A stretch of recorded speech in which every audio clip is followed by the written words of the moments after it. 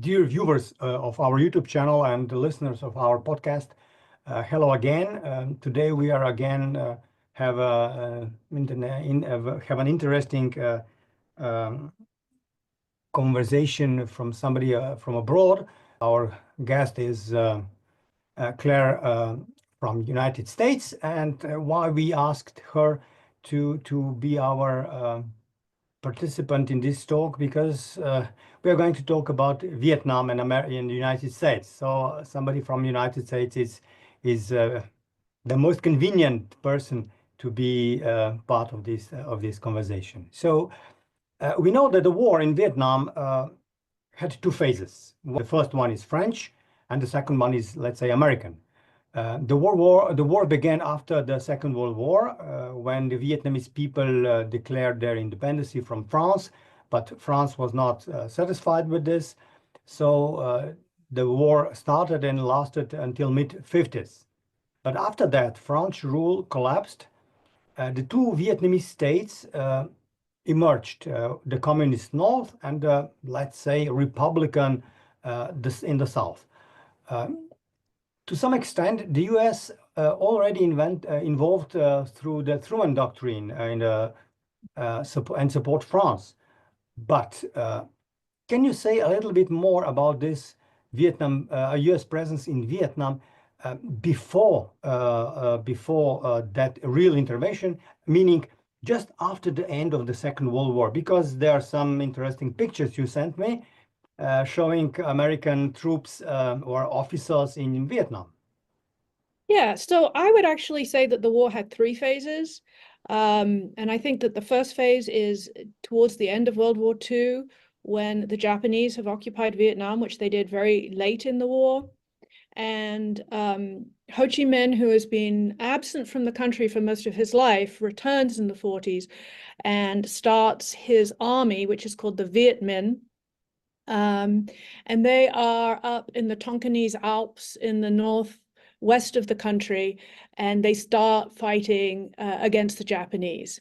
Now, obviously, this was very much in the US's interests, and so the US help Ho Chi Minh with this struggle. They give him weapons, they train the Viet Minh, and actually the Office of Strategic Services, or the OSS, which was the precursor to the CIA, they evaluated Ho Chi Minh. They decided that he was not a risk. They described him as a nationalist, and they actually made him an agent, and his code name was Lucius.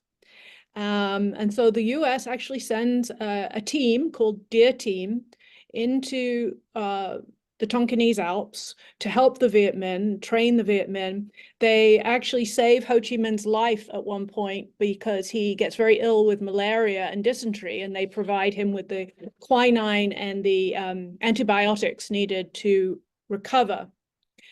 So as the war is coming to an end, there is debate among the allies about what should happen to Vietnam. And the president, Franklin Delano Roosevelt, believed that Vietnam should be liberated. And he believed this for a couple of reasons. One, FDR was a Francophobe. He didn't particularly like the French. Two, he saw the war as part of a decolonization process. So what Roosevelt suggested was that there was an international trusteeship set up over Vietnam to help it achieve civilization, right? So there was definitely this racist overtones that the Vietnamese would need help becoming civilized. Ho Chi Minh was very agreeable to this. He saw the United States as a exemplar for democracy, and once they had pushed he and the Viet Minh had pushed the Japanese out in September 1945, Ho Chi Minh declares, it's deemed the August Revolution. He declares Vietnam an independent state, and in his Declaration of Independence, he starts with the words of the American Declaration of Independence. So we see this very close relationship between Ho Chi Minh and the Americans in this moment. What happens then, I think, are a couple of things. First of all, Roosevelt dies, and Truman is a lot more pro-France. Also, as the war is coming to an end, Churchill had never liked the idea of a trusteeship. He is worried that Britain will lose its colonies if we start taking colonies away from the French. And he's also concerned, too, that France be strong. You know, he is aware of the growing Soviet threat, and he sees a strong and rebuilt France as a really important part of the bulwark of Western Europe against the Soviets. So that is Churchill's argument, and Truman agrees. And so what we see is American support to Ho Chi Minh dries up very quickly after the end of the war. Now, Ho Chi Minh tries to keep those relationships going. He offers the Americans the chance to put in a naval base at Cam Ranh Bay. He offers some trade monopolies to the Americans. He also states often and frequently that he is not a Soviet pawn, and he points out quite accurately that he has received more help from the Americans than from the Soviets, but nobody is listening. So Ho Chi Minh's next step is to offer the French a 5-year kind of transitional period where they can come back in, they can kind of be in charge of foreign relations, they can benefit from the economy, and then slowly disinvest. And of course, the French rejected this, and by the end of 46, you have a full-scale war on your hands. Now, the Americans at this point have to make a choice. Do they continue to support Ho Chi Minh, or do they back the French? And they decide to back the French. And I think part of that is their concern over Europe. I think part of it is, especially after 1949, when Mao takes control in China, they are very worried about the geopolitical situation in Southeast Asia. And so the Americans see that for Vietnam to hold fast against communism, they need to support the French. And so they do. By 1952, the Americans were paying 40% of the war. And they are increasingly convinced that to lose Vietnam to communism would result in other countries being lost to communism, which of course did happen with Cambodia and Laos, and therefore the Cold War balance would be upset. In late 50s, under Anders Eisenhower, and even later, even more under Kennedy, US became increasingly involved, active in conflict between North and South Vietnam. So this is the period after French lost the position there. So the US sent a lot of military advisors to South Vietnam. Was this really necessary, or it was just, we don't know what else to do, so we do this? Because this ultimately led to the military intervention with regular troops. What happened under the Johnson, and increasing during Johnson's administration? Right. So after the fall of the French at Dien Bien Phu in 54, we get the development of the Geneva Peace Accords, which were signed in 56. And this divided the country along the 17th parallel. Ho Chi Minh and the Democratic Republic of Vietnam were left in charge in the north, and then the south was put under the regime of Ngo Dinh Diem. Diem, the whole country was very devastated and needed restoration, and Diem had very little experience. He had been a freedom fighter, but he had very little experience with government. He was a Catholic, so he was in the minority there. But the Americans wanted to make sure that South Vietnam survived. The idea was, oh, and I misspoke. The peace accords were in 54. The idea was that there would be an election in 56, and that election would reunify the country. Now, the Americans didn't sign the peace accords, which they used later to justify not upholding them. And by the time it gets to 56, it becomes very apparent that if there is an election, Ho Chi Minh will win, and the country will be united under the communists. So America sees its only option as to strengthen the Diem government in the South. So it does this in a variety of ways. So one way is economic. It floods the South, especially Saigon, with capitalist goods, and we're talking high-end luxury goods, right? So they're taking in Cadillacs and TV sets and all of this stuff to try and convince the elite in Saigon that actually capitalism is a better option. So that's one way. The other way that the Americans get involved is they start training the Army of the Republic of Vietnam, or the ARVAN.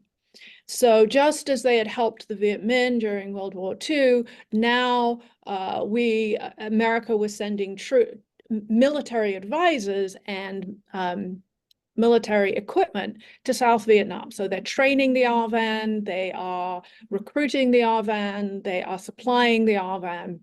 And I think that under Eisenhower, that was where it ended. But during the Eisenhower administration, more and more problems are becoming apparent with Diem. He's not listening to the Americans. He's not taking their advice. He's very standoffish. He starts killing all the Buddhists, so that's not a good look. And so there's increasing frustration in Washington about what to do with Diem.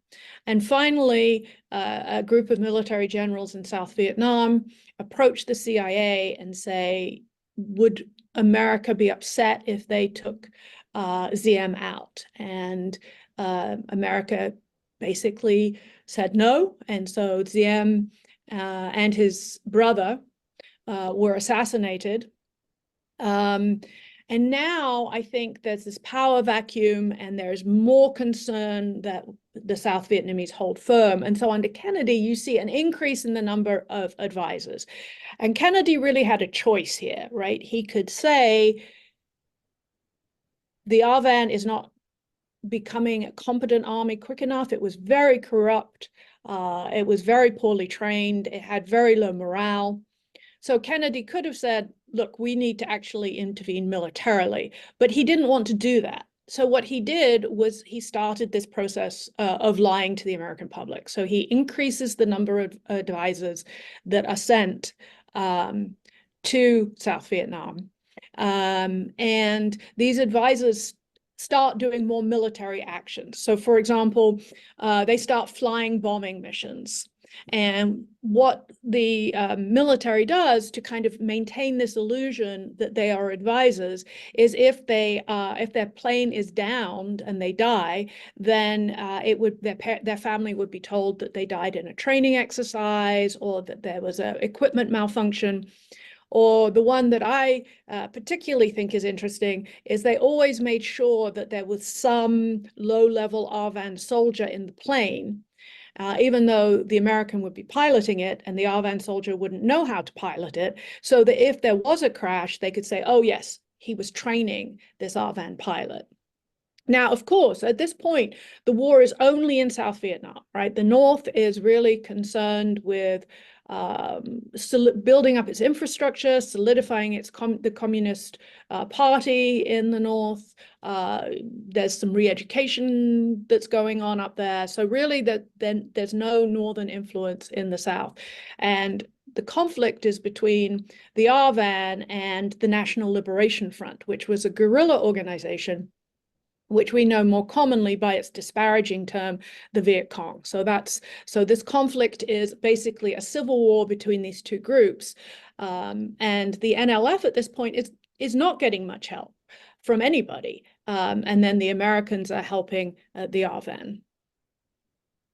So I guess in more direct answer to your question, I think that under Eisenhower, it really was just advisors. But then under Kennedy, with the inability of the South Vietnamese regime to actually do what was necessary, you start to see this bleed into troops. And then war escalates and takes a few years, a few 10,000s of American military personnel died in these battles and this kind of very different kind of operations in not just in Vietnam, but then it spread a bit. So here comes actually the cause, the key why we record this today, because this year on the end of April, is going to be 50th anniversary of the end of the war, meaning military intervention of United States in Vietnam, when last American soldiers left Saigon with choppers landing on their warships in South China Sea. So actually there was 58,220 casualties, and America achieved nothing. In late 1960s and the beginning of 70s, the war sparks massive public protests movements against the war. What impact did this war have in American society in those years? What kind of effects can we see? Okay, so I think we can think about this in like three ways. So I think first, the Vietnam War distracted the administration from very important domestic goals. And this becomes especially clear under Lyndon Baines Johnson, who came after Kennedy was assassinated. Johnson, who was a former public school teacher, was determined to implement what he called the Great Society, which was basically a long overdue welfare state in the United States. And we do see a lot of advances. So under Johnson, we get our first federal healthcare. So we get Medicare, which is healthcare for the elderly. We get Medicaid, which is healthcare for the poor. We also see the Office of Economic Opportunity being established, which did things like offer low-interest loans to small businesses. It offered free preschool to disadvantaged children. It offered low-cost legal assistance, many other things. You also see a lot of money for the first time being funneled from the federal government into K through 12 education, so especially for poor children and rural children, the federal government starts funding a lot of the schools that supply their education. And we really shouldn't forget the 1964 Civil Rights Act, which prohibits discrimination in public places and forced schools to desegregate. And also then the Voting Rights Act of 1965, which prohibited racial discrimination in voting. So this was Johnson's passion. And it's pretty clear that Johnson would have gone further down this road if he had had more time and more money. But unfortunately, the time and the money was, and also to a certain extent, congressional goodwill, was being spent on what Johnson called that bitch of a war. So I think that's the first big thing. Secondly, I think, and we talked about this a few minutes ago, under Kennedy and then continuing under Johnson and Nixon, the federal government lied to the American public, right? Not just the federal government, but the military too. They covered up what they were doing. There was a systemic top-down covering up of atrocities. There was claims of successes that didn't exist. There were manipulation of events to fit agendas. And these lies eventually became more and more apparent, of course, and culminated in the Watergate scandal under Nixon. But what this means, I think, is that Americans become more and more disillusioned with government and with politicians. And I think that disillusionment, in my opinion anyway, has hurt America a long time, because I think fewer and fewer after Johnson, capable people, smart people, saw a career in politics as a good and honorable thing. People stopped seeing politics as a vocation and started seeing it as a way to profit personally. And I think we are still reaping the problems that has caused. The third point I'd make is many Americans protested the war, which added to the grassroots activism of the 60s and 70s. We can think of the second wave of feminism. We can think of the civil rights movement. We can think of the farm workers movement, the American Indian movement. But also the protests against the Vietnam War were pretty ubiquitous across the country. Now, they are a small minority of the population. I mean, when Nixon calls upon what he calls the silent majority to come out more vocally in support of the war, I think he's right. I think most people either supported the war or just didn't care. But once you see mothers of dead kids starting to protest, once you start to see Vietnam veterans gathering at the White House and throwing away their medals and testifying about their involvement in atrocities, I think you do see a broadening of opposition, right? Now, it's unclear what was the effect of this opposition. I mean, certainly, I think the North Vietnamese delayed a peace treaty because they thought that they would get, that the opposition was going to advantage them. But in other instances, it seems like it really did push towards the end of the war. So as I mentioned, this year is 50th anniversary. What are today observations, understanding of the period of the American intervention in Vietnam? Well, because in one way, soldiers, they are going, they are passing. So there's not a lot of people who presented that time. So I think, first of all, we need to remember that 75 was the end of the war between the North and the South. The Americans had left in March of 73.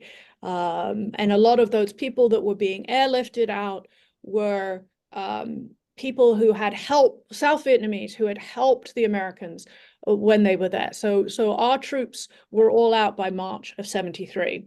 And so the last phase of the war was strictly domestic. The North Vietnamese invaded almost immediately, and it was pretty quick. As far as where we are now, I think most Americans now know the war through the Hollywood movies of the 1980s and 1990s, which, to be fair, are some of the best movies. Yeah. The canon is pretty spectacular, right?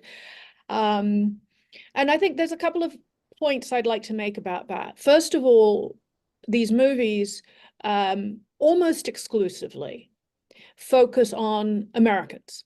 And the Vietnamese are very shadowy figures with no real clear character, no real clear motivation. And so the obsession is, or the emphasis is on the grueling experience of the GIs and how their characters were either made or broken by the experience of the conflict. So I think that is interesting because certainly when I teach about the war, students have very little understanding of the Vietnamese side, but they do have a pretty comprehensive understanding of what the Americans were doing. And I think that part of this obsession, the creation of all these movies, the fact that, my 20-year-olds still know them all, is because of the very, very public defeat of the Americans, right? I think it's very hard for a nation to get over losing, right? It's much easier to get over winning. So when I am in Vietnam and I talk to 20-some-year-old Vietnamese and I ask them about the American War, they're like, oh, yeah, that was like, what, in the 60s? And I mean, we won. And that's about all they know, right? But my kids can give you battles and events, because I think there's this kind of national introspection about why did it happen? How did the most powerful country in the world get beaten by, again, very racist, a bunch of Asians? So I think that's what we see as a result now. This leads me to my last question, which is very much connected with your last 2-3 sentences. The question is the connection between American policy during the Vietnam War and the later policy focused on, for example, Afghanistan or Iraq. It seems that the United States has never learned that intervention is not a fruitful project unless the place where you want to do or where you want to go is a small one, like Granada. Well, Sorry for that question. No. I mean, first of all, I'm not an expert on Afghanistan or Iraq, or Iran, Iraq. I will say that I think the rhetoric that has surrounded these conflicts has always been that they should not be another Vietnam, right? That is always been a very explicit thing that the federal government has said going into any of these conflicts, right? We need it not to be a Vietnam. And by that, they mean we should only go into conflicts when we have a clear, defined end goal, and B, a very certain understanding of what victory looks like, right? Neither of which we had in Vietnam. Unfortunately, I think that it's all too easy. It has been all too easy for people to persuade themselves that they do have a clear goal and they do know what victory looks like, which obviously in Afghanistan and Iraq, they didn't. Although maybe Iraq, I mean, I think that although it was inaccurate, I mean, Bush wanted to go in and find the weapons of mass destruction, right? So there was a clear goal. The fact that once they found there weren't any, they didn't get out, that's maybe a different part of the story. I think one lesson that the federal government and the military did learn, and which we have seen in Afghanistan and Iraq and subsequent conflicts, is that the American public will pay attention if American boys are coming home in body bags. And so one of the things that America has been very careful about in subsequent conflicts is to reduce the number of American casualties by using technology and to not institute a draft, right? So the suffering, the death is all by the other people. So, and the number of American deaths are minimal. I mean, if you look at the American deaths in Afghanistan and Iraq, they're so small in comparison. Now, the Afghani and Iraqi deaths are very high, just as the Vietnamese were. And I think we've been helped in that, obviously, with technology like drones and things like that. Yeah, so that's what I got. It seems that the victory, they will always want to see something like rising flag on Iwo Jima. Well, I think, and it's fake because it's doubled. It's not the original rising. Yeah, I mean, I don't know. They don't put historians in charge. We probably would be too nuanced.